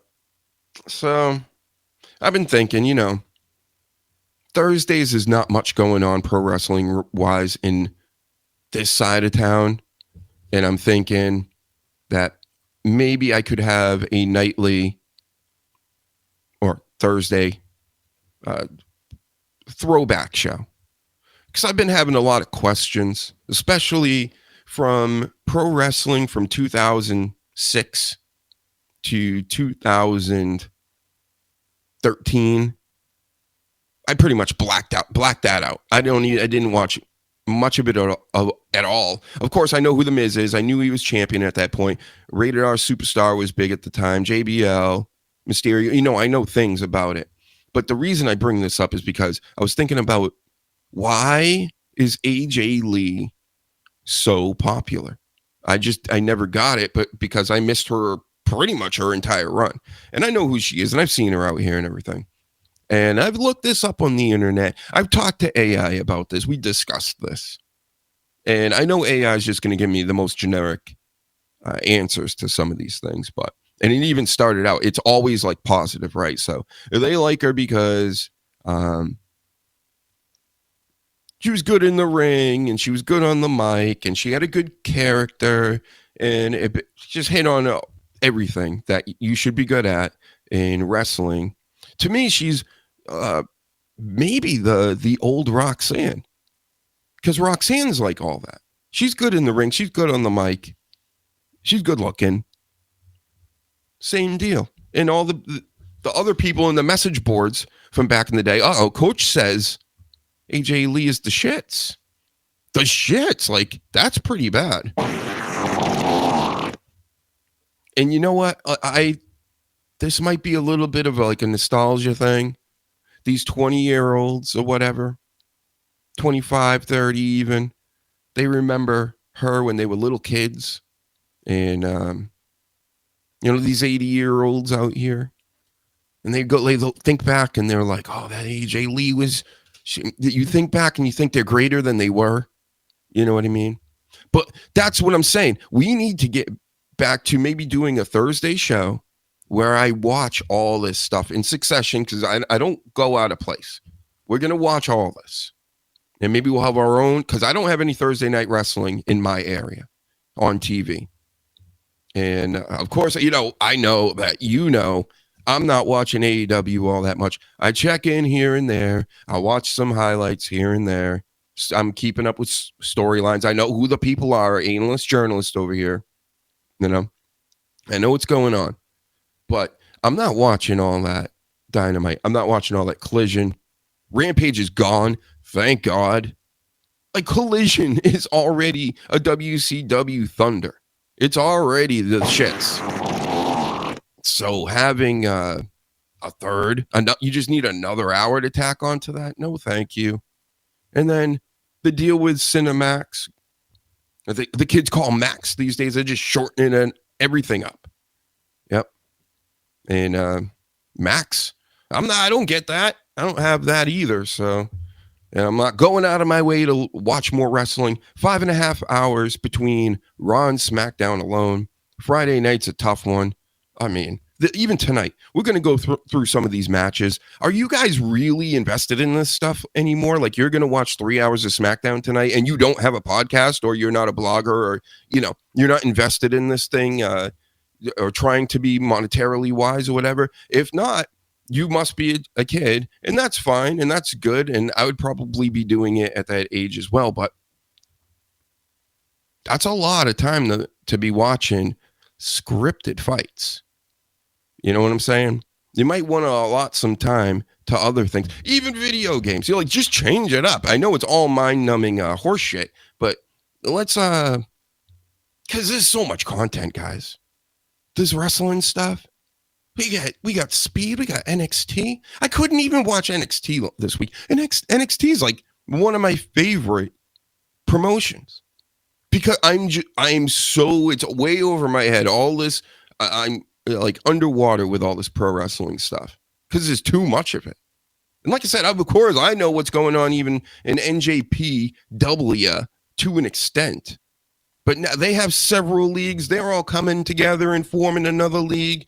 How is anybody supposed to keep up with this stuff and still be able to take showers and, you know, all the rest? And that's why I think some of you people out here, you don't have any other interests or hobbies. I'm not shitting on pro wrestling fans per se, but these ones that it is your life and you're not even a pro wrestler? What? And Coach has to say this. See, that's why I will watch SmackDown Saturday morning, because it plays with no commercials. I got to find that around here too. You know, I'm bringing a lot of this up again because this TNA, in my part of the world, TNA plays, I believe, a taped version from the week before on a sports station that plays the Red Sox. And they do it at 7 p.m., 7 to 9, Friday night, going up against SmackDown. What? Why would you do that? What? You're going to put it up against live WWE, TNA, from last week. And I've checked out, and that's the only night it seems to be showing. And every other week, by the way. So one week there's nothing, because I've been looking for it. I'm like, how come some nights I've seen it on Thursday, I've seen it on Friday, at these weird ass hours. But then some Fridays it's not on at all. It must be a bi-weekly thing. And a week behind. And it stinks. So I wish I could watch some TNA, especially for you, Coach. It looks good. Here's some things. Let's go over TNA and the stuff that they got going on, because, like I said, just this show alone, I don't know if this was the pay-per-view. I don't think it was, because I seen a piece of it last Friday or the other night. I don't know. Like I said, it's hard to keep up with TNA over here. It was on Access TV every Thursday, perfect day. Nothing else was going on. But nope. They pulled it from my cable server. Now I have to they want me to get TNA Plus. Everybody wants me to pay for streaming stuff. I don't want to do it. I'm paying for too many streaming things right now just to watch shit that should be on cable. So anyway, that's me, my old man rant, screaming at a cloud. But TNA does look pretty damn good. I mean, this Tessa Blanchard, say what you will. You know, she's hated. People are booing her. She's getting all kinds of heat, maybe for the wrong reasons. But again, that's long ago. You think I'm going to be sitting here worried about all that stuff from back in the day, brother? Not really. I'm not really. I don't give a shit. I don't care. Doesn't change my day tomorrow, whether you boo her or not. Do what you will. But I'm just, my take is a little, you're actually helping. So, yeah. If you think your booing or your hate of Tessa Blanchard online is going to make her less popular, it's not how that works. It's going to make her more popular. And in my personal analyst expert opinion, she is better than Rhea Ripley. Take that. What? Yep. Blowing all the kids' minds out here with this one. What? The Rock is like, what? But she's making me so much money and the company so much money. Yeah, sure. She's terrible on the mic. Like terrible. And it's just a personal thing with me. I don't like the Vampiro makeup. I don't like the Frankenstein boots. No boots. You know, tattoos head to toe. It's not my thing. Right? And then on top of it, when she comes out and that voice, I don't like it. Give me Liv, even though she's obnoxious too sometimes, but I'd rather Liv. But this Rhea Ripley is like the biggest thing in the world. Why? Because she's hot on TikTok. The kids, we've been talking about this, guys. The kids are dumb. Okay? The kids have always been dumb. Whatever they like generally is the shits. It's the shits. Because they'll like anything. They have no frame of reference. They can't go, was this guy as good as this? Or this lady, was she as good as that? And with the music and with the arts and everything, it's like they don't have any references for anything. Everything's brand new. So it's like whatever you're just shown or whoever you're surrounded by, that becomes like what is cool. And now it's become like an online thing, which I don't understand, by the way. I'm not trying to say I understand it. I know there are niches for everything. But the way that it used to work back in the day was you had other people that were generally into stuff, and that just because it was around, it became the things that you liked. Then the more you were into things like pro wrestling or music or whatever, then you could go, oh, now I like this stuff and I like that stuff. You start broadening your horizons. Start understanding the world a little more. These kids are just like, have you heard the WWE intro music lately? Stinks. All these songs sound the same. The Monday Night Raw song, I don't know about this new one. I haven't heard it enough, but I'm sure it's new age hip hop. That stinks. Right, Sleaze? He knows. And I'm a hip hop guy too. But it's not even appropriate for a theme for the beginning of a wrestling show that's supposed to get you amped up and pumped up, and you're going to go physically harm somebody with violence. Right? Now it's just, I'm great. Now I'm awesome. Now I'm coolest. Now I'm the best. And now I'm the blah, blah, blah, blah, blah, blah, blah, blah, blah, blah. And it's just the same thing over and over and over with all these songs. Stinks. Exactly, Paladin. He gets it. Ass intro music. It's at least that last one. Again, I got to hear this new one again. I'm sure it stinks too. You know, what's up, Sasha Reigns? What do you got to say? It's by Megan Thee Stallion, which is the shits. Oh, wow. You know, it's the shits. It's the shits. Yep. We're all on the same page with this stuff, guys. The smartest, the most intelligent audience in all of podcasting. You guys get it. That's why we can talk about other things. You know, we don't have to just stick on pro wrestling, because pro wrestling is really everywhere. It's all over the place.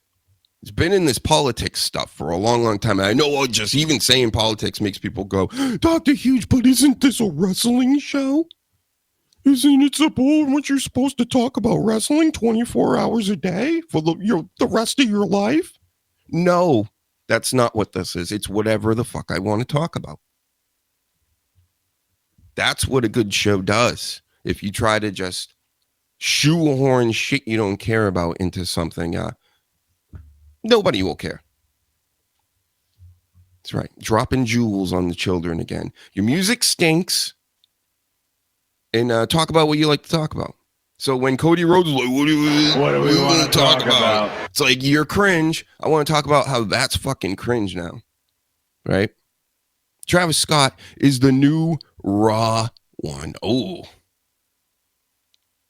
People are like, he's a genius. I love that one. Everybody's a fucking genius. Why? Because they sold a lot of records and duped a lot of kids into thinking that they're like God because they made a loop and then rapped over it the same way they rap over everything else.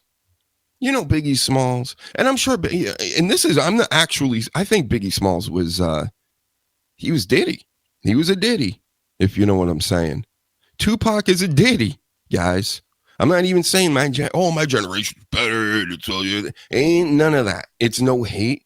It's just seeing things and hearing things and going, oh, I see what this is.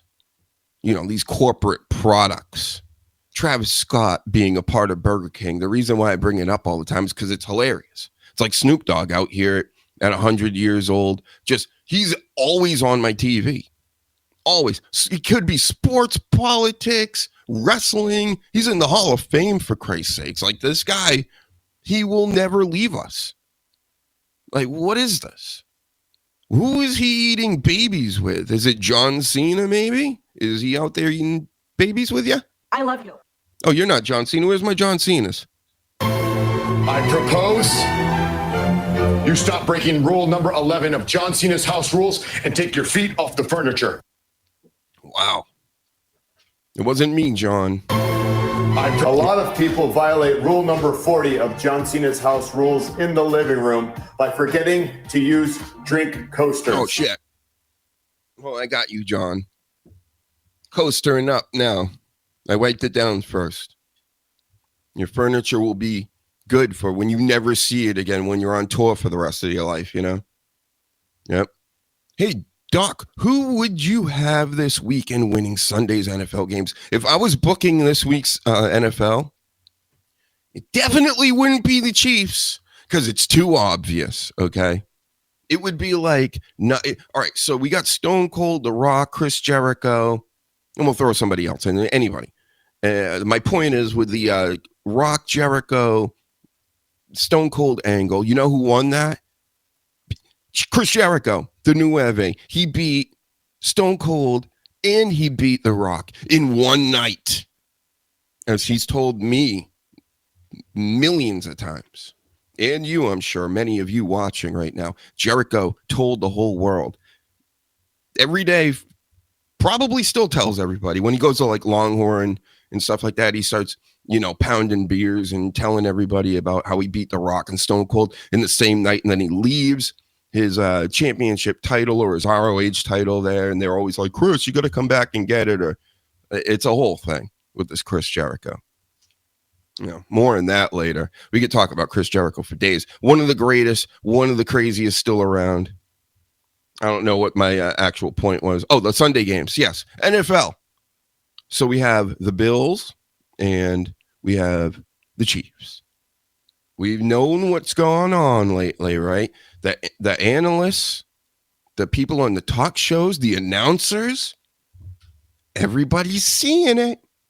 We're seeing what's going on, NFL, right? I've been talking about this for years. And people look at me like I'm crazy, like this couldn't happen. Nobody ever apologizes when they say that I'm crazy and I'm stupid and all this, like a decade ago. They just go, oh, yeah. Like they known all along, too. No, you haven't. And I'm telling you, this thing, it's always been around, the rigging of games and, you know, the boosting of celebrity athletes so that they can get further in the playoffs, like Mahomes and Kelsey. Kelsey is not the greatest tight end ever. I'm sorry to everybody that thinks Travis Kelsey's the best. He's not. Nope. He plays on that team with that quarterback. You got to consider a lot of context when it comes to all this stuff. Rob Gronkowski's the greatest. Just even look at the numbers. He's ridiculous. And most of the time, he wouldn't even play half the season, like every year. And he would still put up crazy numbers. So, yeah. Travis Kelce, you ain't it. I'm seeing the whole work with this whole, the Swifties and trying to keep them around and trying to make Mahomes a thing. And he's flopping around like LeBron James out here. These alpha man, elite athletes, supposedly. As LeBron's taking steroids on the bench. There's like pictures of that. It all sickens me. So, yeah, I hope the Bills win. Even I'm a Patriots fan. I can't stand the Bills. I kind of want them to lose forever. To let them get into the Super Bowl, let them lose another Super Bowl. That would be funny. I'm cool with that. We're rebuilding right now. We're starting to look good. The future's looking bright over here on my team. But, throw the Bills a bone. Let them beat these stupid-ass Chiefs this year that we know they're not necessarily cheating, guys. The refs, the league, want this. We all know it. They get the Swifties. Now, that's a thing. Like, I don't even understand how big of an audience that could be. But I guess it's, in the hundreds of millions? Like, I don't know nothing about this stuff. So maybe she has, let's say she got, 500 million? Let's look it up. We're here. We got these computer phones in our hands. Let's ask AI. I've been talking to AI a lot lately before it nukes us all. So what's her name? I don't even know her fucking name, guys. Swift. Taylor Swift. I'm just not out here with a lot of you humans like this, like that are into Taylor Swift and stuff. Taylor Swift has how many Instagram followers? All right, we're getting it. We're getting the answer. 283 million. Yeah, that's pretty big. Mm-hmm. Yeah, so, and that's just one app, right? So, yeah, I can see how they would want to fix games to then serve that Swiftie crowd, which is, if it's 283 on there, you can almost like quadruple that. If you're talking about worldwide on other apps, because there's worldwide, there's probably like 50 more apps she probably has those numbers on. And maybe more. Yep. So, wow. Yep. We don't want the Chiefs around here. It's not nothing against the Kansas. Look, they cheated the Patriots. Here's a real deep cut when it comes to professional football, guys. If you're I'm a avid watcher. I've been watching pretty much my whole life. I understand the game. I understand everything that has to do with it, just like pro wrestling, expert analyst, all this stuff. I know all the players. I know what's going on. I went to a game, the Patriots, Chiefs. When was this? Tom Brady's last season. Their number one was like N'Keal Harry or whatever on the Patriots. They ended up, I believe, with 12 wins, 4 losses, and got bounced in the first round by the Titans. And everybody just seen it coming. But the thing is, the reason why I bring that up is they would have been 13-3 because the Chiefs were handed this game that I was at. I was at this game. And I watched it. I watched the replays on the big screens and all the rest. N'Keal Harry was thrown a ball by Tom Brady. There was green in between his foot and the white out of bounds line. Like this much. And everybody saw it in the stadium. I don't know if they saw it at home. He scores the touchdown. They take the touchdown away. The other team gets the ball. I don't know if anybody remembers. It's just a random regular season game towards the end of the season, but it meant a lot because of this number one seed that the Patriots could have gotten. And then there was another play where, who was the corner at the time? The really good older corner that's out there, right? Stephon Gilmore. he essentially gets like a pick six or a fumble return for a touchdown. They blew it dead before he could even get anywhere near. He was going to go to the end zone, and they blew it dead. And then I believe there was like another play. This is all within like 3 minutes or 3-4 plays. Then there was like another play. And I think that's the only one they allowed them to have, but I think they might have blown another play. It was crazy. What I'm saying is they handed them, the Chiefs, the game on those 2 plays alone. That's 14 points wiped right off the board. And it was just like, wow. That's when I knew for certain. I actually got to see it in person live. They put it up on these huge screens, and everybody sees the green between his cleat and the out of bounds. I'm like, wow. And that's all you need in professional sports, especially football. You know, they 60 minutes and this and that. In that 60 minutes, there's only like a handful of seconds that actually matter. So, yeah, it's a game of inches, and it's a game of what's a catch. We don't know what a catch is yet. Okay. They play a lot of games. The gambling, of course, everybody knows that's made it worse. That's why it's so obvious now. It's always been around, but now it's just super obvious because they got quotas to meet, I think. That's how it comes off. So, yep. And then who do we want on the other side? We got Philadelphia and Washington. I mean, I don't want to upset anybody, my East Coast fam. Let's go with Washington. Sick of these Philadelphia people, to be honest. They stink. They're the worst fans in the world. So, do they deserve another Super Bowl appearance? Nah.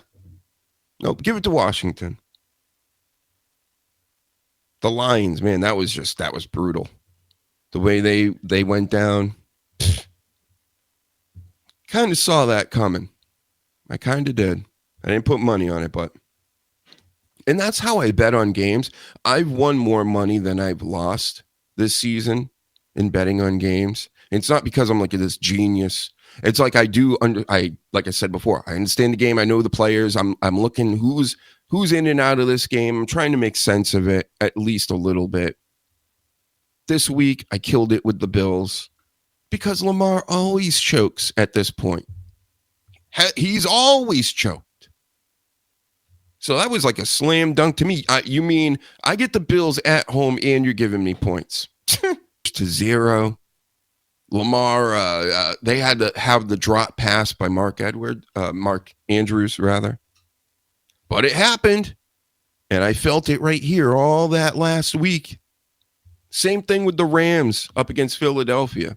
The Rams are getting 7 points. I heard in some they were getting 8 against Philly, who's been, they've been beating teams, but not like destroying teams.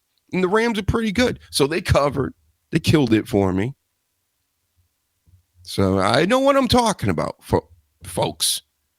So let's go Washington, Buffalo, just like the early 90s. What was it, 1990? And then Washington wins. Thank you. I actually predicted this once their new rookie quarterback started going off. I'm like, they could be going to the Super Bowl. And people were like, they're not going to the Super Bowl. That's crazy. Way too early to be saying that. I'm like, it is. And I thought he was going to have a Stroud moment in this playoffs and just come up against a defense he never seen before or something and was just going to be like, holy shit. But, nah. Still killing it. And I would not doubt them for a second, Philly and whoever comes out of the AFC. Because if you did, that seems to be what gets these teams caught up. Once you start going, you can just tell. Some teams are just like, we'll take care of the Redskins next week. And then they go and see them and they don't take care of them. They get their asses handed to them. So, yes. Bills, Washington, I think, is what all of America wants. We definitely don't want the Chiefs. And Philly is not well liked by everybody out here. The city of brotherly love. They're not very loving. I mean, do they even have a Joe Frazier statue yet, for crying out loud? They can't stand black people that much. They can't have an actual championship boxer from their city. They have to have a fake Italian, made up Italian guy to be the statue guy that, it's getting desecrated every year by the fans. Oh no, where? You know, a guy that doesn't exist. Sylvester Stallone, a statue. Fucking ridiculous. So yeah. Yeah, that's what we want over here, Coach. So I'll be watching this Sunday. It is pretty sad to see football go away, even though around week 13, I'm kind of done with it. It's like, all right. And then talking about adding more games again. They're so stupid. All these sports entertainment leagues are so money hungry. All of them now. Even the WWE is one of the worst. Get liking and subscribing and sharing, everybody. Fucking ticker hasn't moved in like days. Come on, guys. Come on. Do your part. Don't. There. That usually helps. Thank you.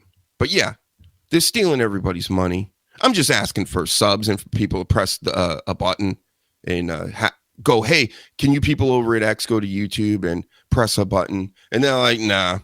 But I'm going to give $1,000 to the WWE, and I'm going to buy $200,000 worth of home tickets for the Celtics or something. Yeah. Thanks. And then they screw you over. You know, like what the Celtics did last night against the Lakers. This is totally disgraceful. Disgusting. It just, they lost. You're going to be losing by 20 now? Really? They just stopped playing in the middle of the season. These are the world champions. You're just going to take a break? Oh, you got to play back-to-backs. Oh, I'm so tired at 20 years old. I got to play it back-to-back. It's like, change your tampons or something. You guys stink these days. You're so fucking lazy and you just don't care. This Jimmy Butler situation in Miami disgusts me. You know, he's out here talking about, I don't love the game that much. I just want to be in love with it again. And like, you're making over $50 million a year, bro. There's people out here starving and all kinds of shit. They could definitely use just a fraction of that. And you're playing a child's game and you're complaining about being in Miami with Pat Riley, like who was one of the like these guys, man. Shaq's out here defending him because he's a big dummy. You know, he's so sensitive. I could never be on a panel with Shaq because he's so like stupid. He would attack me. He would. 100%. I would get Shaq to attack me, and then I would own the Shaq Mansion. And then I would take all his Hall of Fame rings he probably has in pro wrestling. You know, he's always involved in wrestling too. All these guys. But yeah, it's stupid. All this stuff is stupid. Do I watch any Bruins? I have. I mean, every now and then it's in my area. So I check it out. And playoff hockey is great. But man, these Bruins, they stinked last year. They stinked it up. Everybody's blaming the manager and blaming this and blaming that. You know, that's what happens when everybody loses. But I think they changed things up. Let me know if they're doing well. Are they doing all right again? But yeah, the Celtics are obviously, they shoot 1,000 3-pointers a game. And if they make them, they win. If they lose them, they're done for, and they get blown out by the Lakers, who stink. The Lakers stink. They got Anthony Davis, who's awfully good. And then they have LeBron James, who's the most overrated player in all of sports history, especially the past like several years. He's taking something on the bench. He's doing it out in the open because he knows nobody's going to question it. And it's crazy to me that people act like I'm a weirdo and I'm just a hater when I'm like, doesn't anybody else think it's weird that he looks like this and he's still playing in the NBA 20 years in? Nobody else thinks that's weird? I get that they get more rest and the load management and everything else, but to extend all this. But he's on roids, allegedly, right? He's got to be. So, wow. Yeah, the Bruins, yeah. Bruins.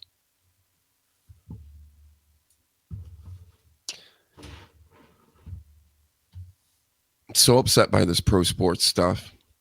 It does stink. My God. It's just getting worse every year.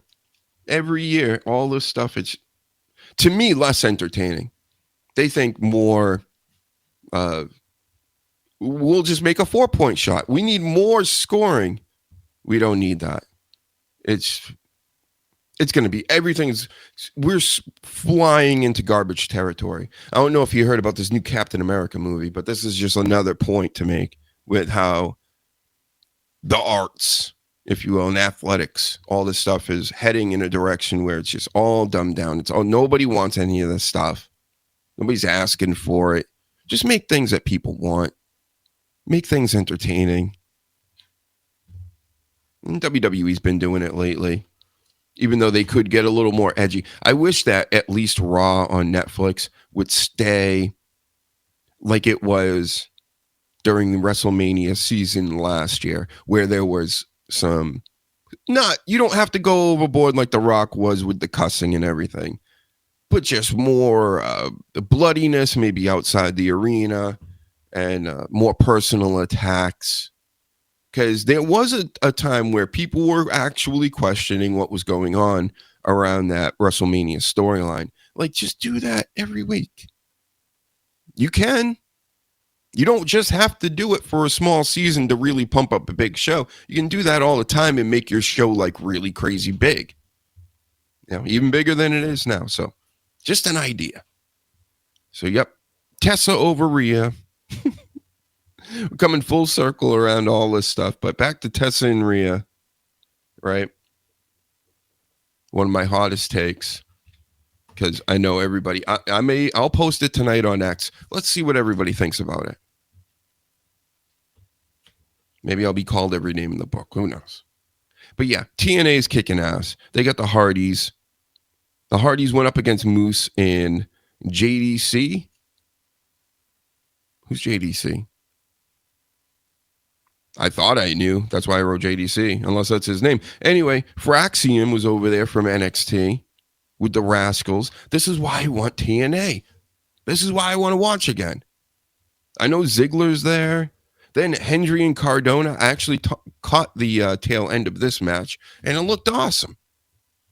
And then there's news that Joe Hendry has been challenged, or he challenged John Cena.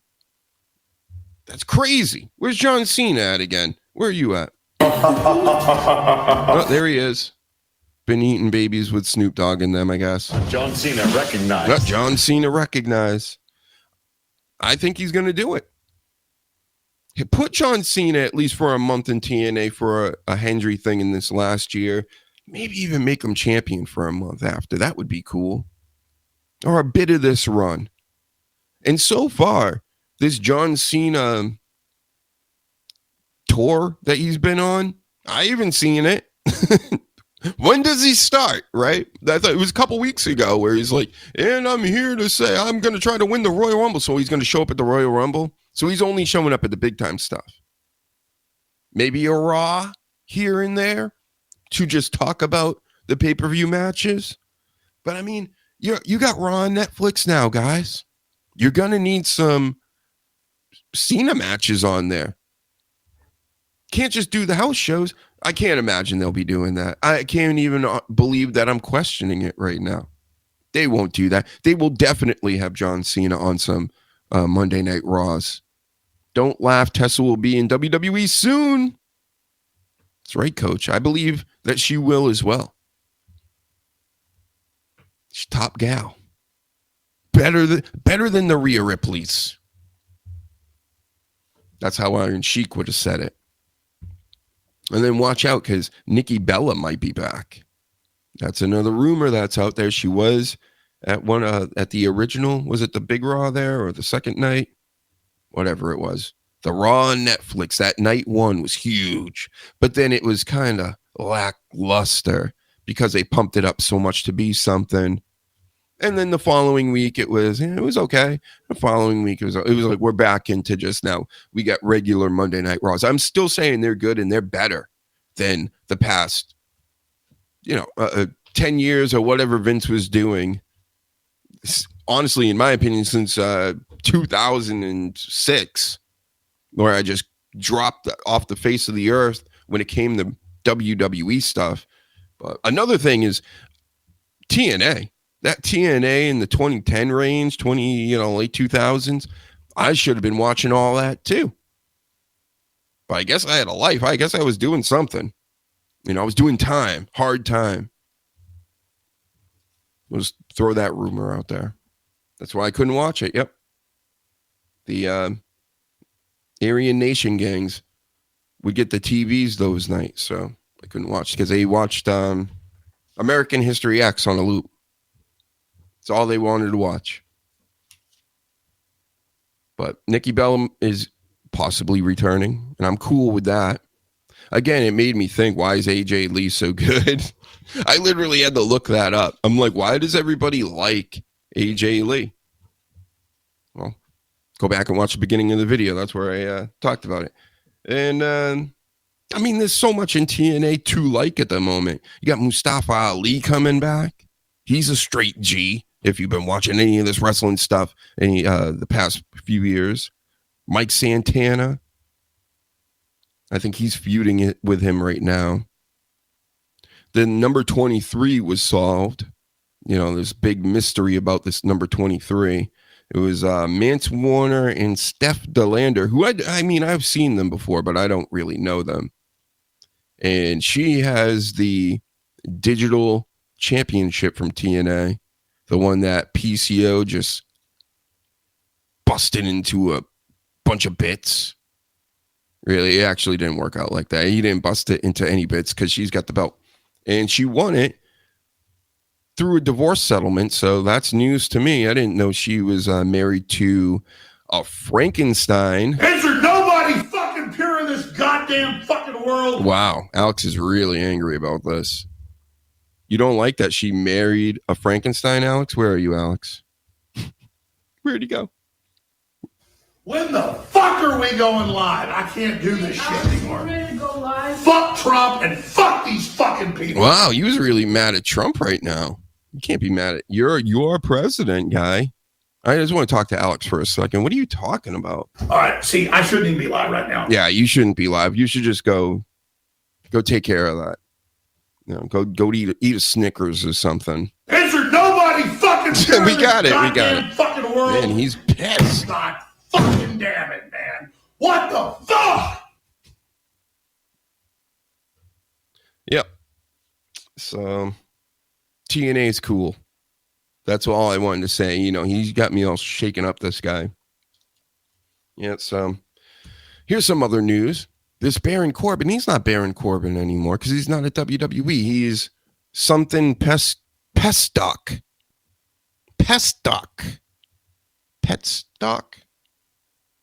I wrote it Pestock. So that's your name. And let's call him Bill. He looks like a Bill. Bill Pestock. He looks like Bill Corgan. Maybe he's brothers with Bill Corgan and Bill Burr. Yep. I'm running with that. That's what it is. So Baron Corbin is Bill Pestock, who is actually the brother of Smashing Pumpkins, Bill Burr, who owns NWA, and Bill Burr, the famous comedian turned douche. What do you think? He took on Josh Barnett, though, this Pestock, and he fought him in one of those like blood sport type matches, no ropes. He was very physical. He's the 5-star glove boxer going up against an MMA guy. I believe it was GCW. probably the Hammerstein. That's where every pro wrestling match these days that's not a part of the WWE. That's where they have matches now. And he lost. He stunk. And he doesn't want to go to AEW still, I guess. That was out there in the news. This Peststock's like, I'm not in no rush to go to AEW. I got other bookings to do. He's a big name. He was the Constable. Let's get Austin involved. What? He was bum ass. What? He was happy. What? He was biker, wolf, lone wolf. What? He was so many things in WWE. I can't believe they cut him still. They cut Baron Corbin and they kept Apollo Crews. What? Okay. I mean, if you think that's what's best for business, but I don't think that is what's best for business. And when I seen this Baron Corbin, is what he used to be called, with Apollo Crews, I was like, what? I'm like, I guess they're both leaving soon, but they didn't both leave. Only one of them. Maybe because they knew he was going to make a bunch of... I would have to assume that Apollo Crews would be able to go into the indies too. Maybe he doesn't want to. I don't know. He needs a whole overhaul. When your best character is one of your worst characters, being that fake African dude, that stinks, man. You know?